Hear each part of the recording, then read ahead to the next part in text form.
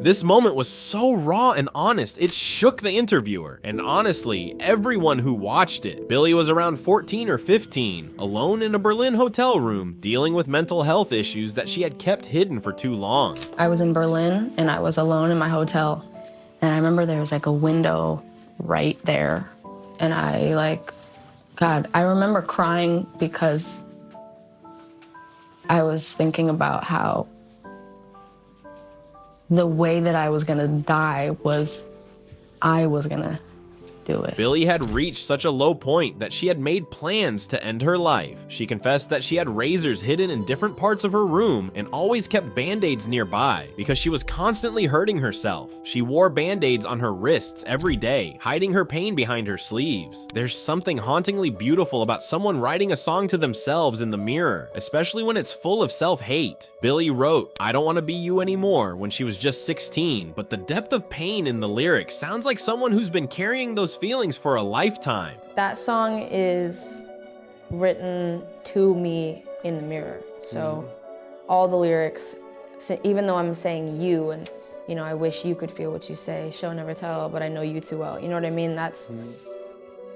It sounds like I'm talking to someone. Oh, I'm just having a conversation with someone, but I'm looking in the mirror and I'm saying this all to myself. Lines like, "I wish you could feel what you say," and "I don't want to be you anymore" hit hard when you realize they were all directed at her own reflection. It's the kind of emotional honesty that most people can't even admit out loud, let alone turn into a hit song. This song became one of the most relatable pieces of music for people who've ever struggled with self-worth. And there are a lot of us. Let's talk about Jesse Rutherford, the red flag wrapped in a faux fur coat. Billie and Jesse dated in 2022 to 2023, and people immediately had concerns. Not just because of the 11-year age gap, but because they reportedly met when she was just 16, and he was already 27. After their breakup, Jesse released a song with lyrics that raised every single eyebrow on the internet. One line says, "She's been listening to me since 2013. And since Billie publicly said she was a huge fan of him back then, it checks out. She was 11. Then there's the line, "I know she's got daddy issues. Welcome to the family," which honestly sounds like something straight out of a psychological thriller. People online were horrified, calling the lyrics manipulative, mocking, and downright disturbing. Billie hasn't responded directly, but her song Wildflower on her new album is believed to be a direct response. In Wildflower, she reflects on the pain and betrayal, even referencing her best friend Devin, who had dated Jesse before her. It's one of those heartbreaks that leaves scars beyond just the romantic kind. It messes with your sense of trust and judgment too. When rapper Shitya Santasian was murdered, Billie was devastated. The two were close friends, and she's admitted that he used to check on her daily, offering support when she needed it most. His death wasn't just a tragedy to her, it was a personal loss. After his passing, she posted a heartfelt tribute on Instagram, but what happened next is where it gets really heartbreaking. People started attacking her for it, saying it would ruin her image.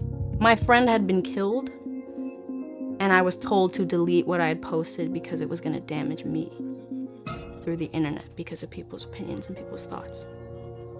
I get that at this much, I get that. Billie said that moment changed her relationship with social media forever. She became more guarded, more distant, and stopped posting her true emotions online. There was a time when Billie was writing lyrics about jumping off a roof. It was more than just a song, it was a cry for help. Her mom, Maggie, heard the lyrics and immediately stepped in, her voice full of concern. Billie replied that writing the song was her way of not doing it, that putting her feelings into music helped her cope. Years later, she thanked her mom in a public speech that left fans and herself in tears. Truly the best mother that I could ever ask for, and thinking never for herself and only for others. And I feel like a bad person all the time because she's such a good one, and every day I want to be more like you. Her mom has always been her rock. Billie and her brother Phineas grew up in a low-income household, but their parents supported their musical dreams with everything they had. And in that moment, her mom did something even more important than raising a star. She saved a life. In 2020, Billie was on top of the world. At least that's how it looked from the outside. Awards, sold-out tours, a global fan base. But inside, she was falling apart. And there was a period of time when I would see online like, oh, she's fake depressed, like she's she's like faking how she feels, and she's such a fucking, she's like a little rich white girl, and she's and it hurts so bad to see that when I literally was bleeding on the bathroom floor. The worst part is that Billie never tried to hide her emotions. She was open about her struggles from the start, but instead of empathy, she got hate. People accused her of putting on an act to gain clout, and even though she had a happy childhood, she never claimed her depression came from a bad upbringing. She just felt empty. It's a feeling many people experience, even when life looks perfect from the outside. Billie has Tourette syndrome, but she didn't speak about it for years. She was afraid that if she did, it would become her defining trait. Billie Eilish, the artist with Tourette's. And when the condition accidentally showed up during an unedited interview, people laughed. But then there was this one interview where they didn't tell me they weren't gonna cut the questions out. So I'm sitting there answering the questions like, uh-huh. And then they start asking me a question, and I'm like, and then everyone's like, that's so funny. And they made a whole, It wasn't just one video either. People made compilations, memes, and jokes about her tics. She said it hurt deeply because nobody knew what they were seeing, and instead of understanding, they chose to mock. Eventually, Billie opened up about it publicly. She explained how she has ways of suppressing her tics during camera interviews, but when they happen, they're exhausting and humiliating when misunderstood. Billie has a sixth sense when it comes to her fans. One night during a concert, a fan fainted, and Billie immediately stopped everything. Wait, stop. What's going on up here? She passed out? Hold on. Can you get her up? Is she okay?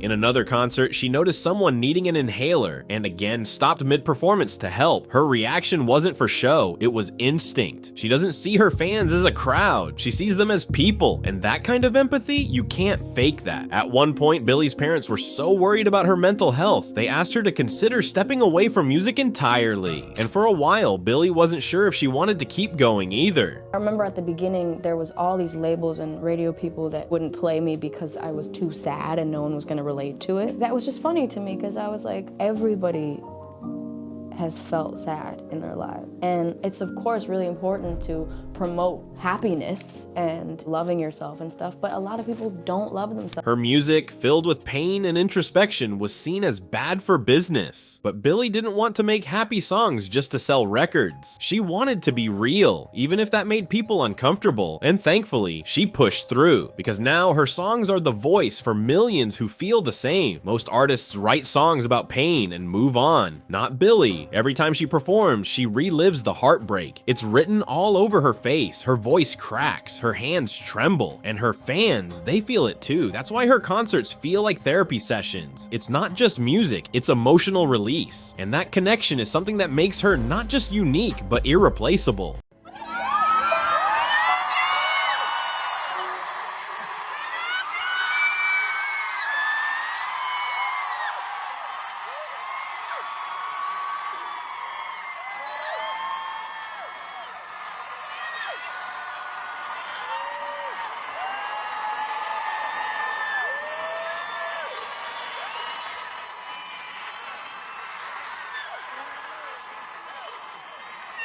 Click on this next video right now, pleasey.